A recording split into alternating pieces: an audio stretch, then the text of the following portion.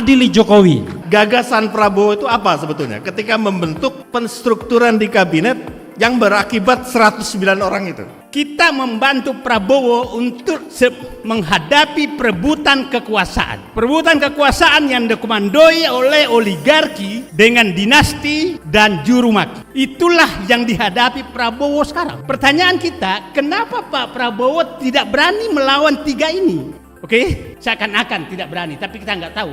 Nah, jadi saya berharap kita semua yang cinta negeri ini, kita bantu Prabowo yang sedang bergulat dengan perebutan kekuasaan yang sebenarnya. Saya titip semoga nanti di akhir rakor ini kita bisa menghasilkan kebijakan-kebijakan yang baik untuk anak-anak kita. Halo guys, kembali bersama saya lagi Bang Bill. Di video kali ini kita kembali membahas tentang sosok wakil presiden kita, Mas Wapres Gibran Rakabuming Raka, yang selalu memukau ketika dia kemudian menjalankan tugas sebagai wakil presiden.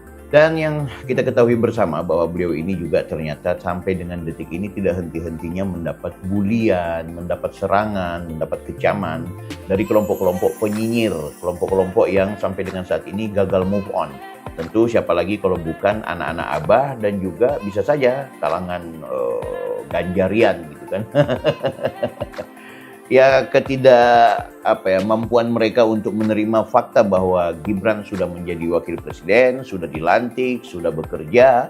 Ini benar-benar tercermin dengan aksi-aksi yang mereka lakukan beberapa waktu yang lalu. Sampai dengan saat ini juga di podcast-podcast serta di media sosial mereka masih tidak berhenti untuk melakukan kecaman-kecaman. Bahkan ada aksi propaganda ya.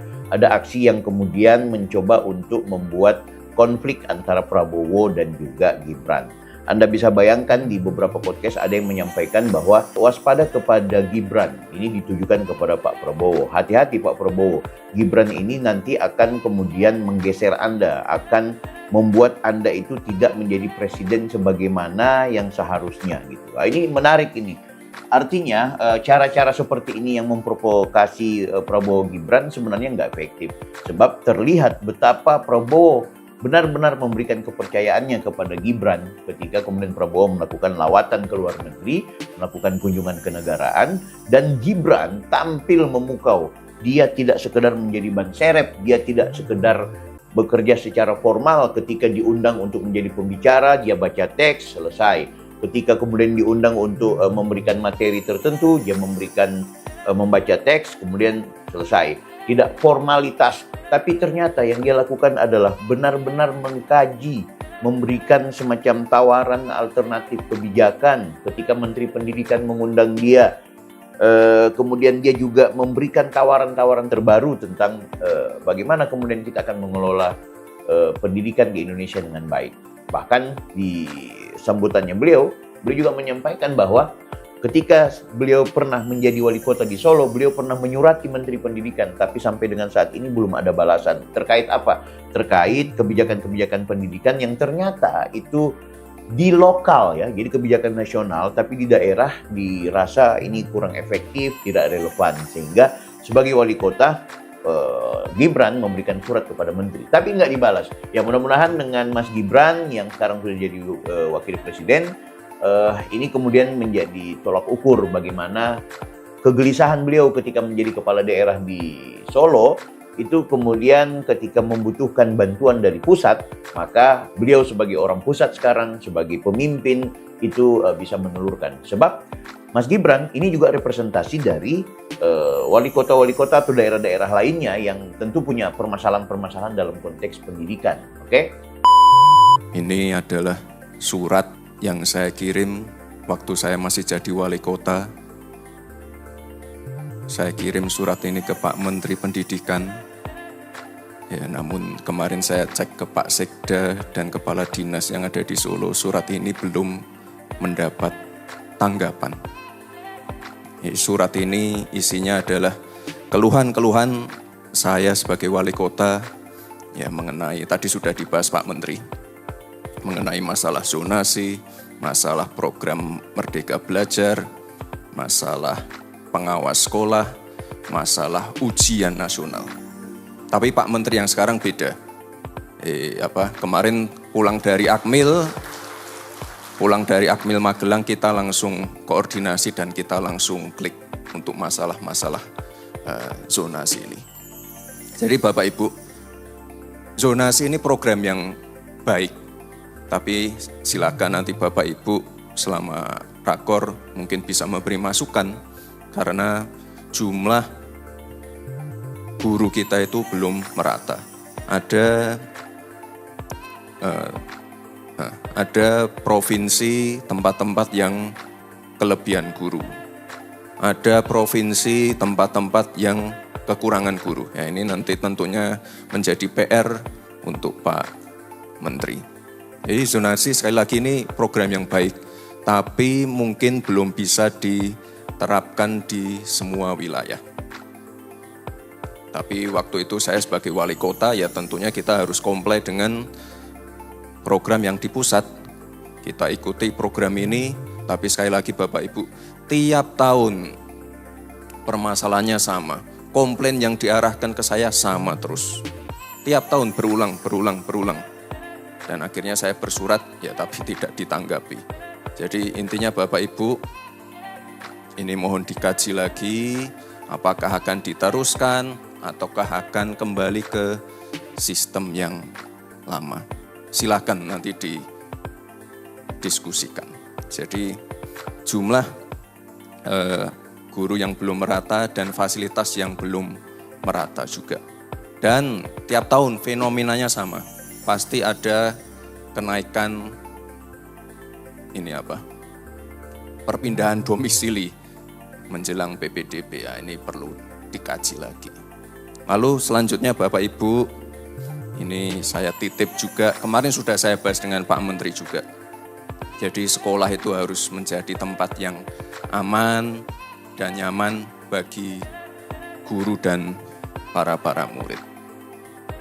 Ini jangan ada lagi kasus kekerasan, kasus bullying, jangan ada lagi kasus kriminalisasi guru. Ini ya salah satu contoh-contoh yang ada sekarang. Sudah ada undang-undang perlindungan anak. Tapi ya saya mohon maaf, jangan undang-undang perlindungan anak ini dijadikan senjata untuk menyerang para guru. Jadi mungkin ke depan perlu kita dorong juga Pak Menteri undang-undang perlindungan guru. Jadi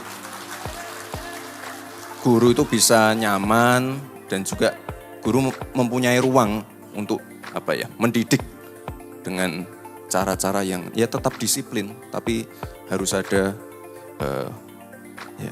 undang-undang dan perlindungannya. Jadi saya mohon Bapak Ibu jangan sampai ada lagi terjadi kasus-kasus seperti ini. Kemarin juga sudah kami bahas dengan Pak Menteri bagaimana anak-anak yang menjadi korban kekerasan seksual dan lain-lain ini harus mendapatkan atensi khusus. Jangan sampai mereka malah dikeluarkan dari sekolah. Kalau bisa kita beri atensi khusus, kalau bisa dibangunkan sekolah khusus untuk mereka. Ini idenya Pak Menteri ya, bukan ide saya. Dan ini saya kira ide yang sangat baik dan saya kira nanti kalau dilaporkan ke Pak Presiden Prabowo, beliau pasti akan menyambut baik juga. Jadi sekolah khusus untuk para korban-korban kekerasan. Ini saya kira sangat baik sekali. Jadi jangan sampai mereka ditinggal, mereka tuh malah harus mendapatkan atensi khusus. Kemarin sebelum ini, kemarin sempat kita bahas juga, mungkin ini juga teman-teman media sudah banyak mendengar bagaimana nanti akan diterapkan pelajaran matematika di tingkat TK. Saya kira ini sangat baik. Dan kemarin saya titip ke Pak Menteri di rapat terakhir kita, ini kalau bisa mungkin di tingkat SD atau SMP, mungkin diterapkan juga sekolah pelajaran coding. Jadi jangan sampai kita kalah dengan India, karena sekali lagi Bapak Ibu, ya untuk menuju Indonesia emas kita butuh generasi emas.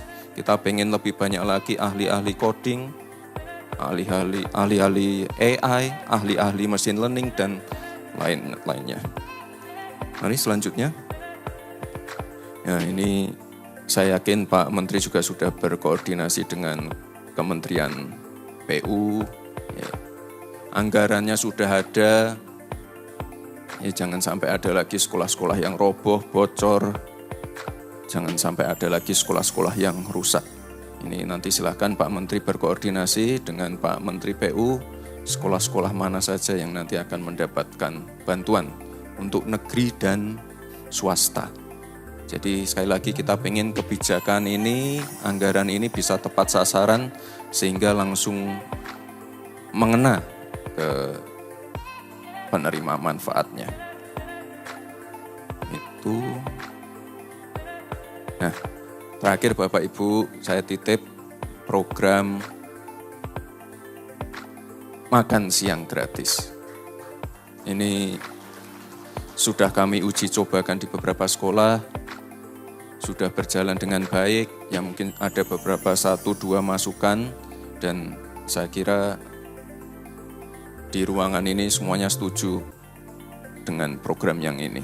Jadi sekali lagi Bapak Ibu, mohon program ini dikawal dengan baik, anak-anak kita dikawal dengan baik, dan saya titip semoga nanti di akhir rakor ini kita bisa menghasilkan kebijakan-kebijakan yang baik untuk anak-anak kita.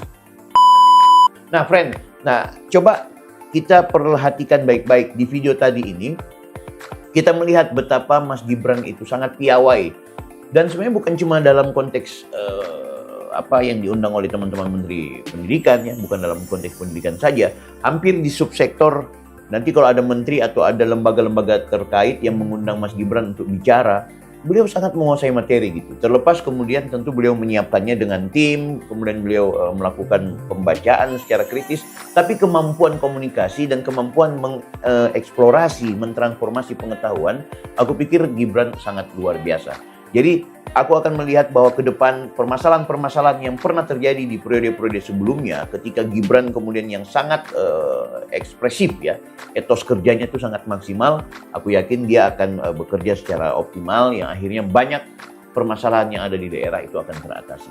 Nah, buat kalian para penyinyir, buat kalian yang sering menghina Pak Gibran sebagai wakil presiden, beliau kan sudah menyertakan tuh ada yang namanya apa istilahnya itu ya, pengajuannya, aduan masyarakat kepada Mas Wapres. Ya silakan sampaikan saja kritik-kritik Anda lewat situ, kan gitu. Buat apa lagi mau menyerang secara personal, mau dikaitkan dengan fufu-fafa. Orang mau bicara masa depan sekarang, bukan mau bicara soal masa lalu. Emangnya kalian-kalian juga yang ya tentu juga pasti punya masalah-masalah. Dan ini pun fufu-fafa sampai dengan detik ini tidak mampu dibuktikan bahwa itu miliknya Mas Wapres gitu.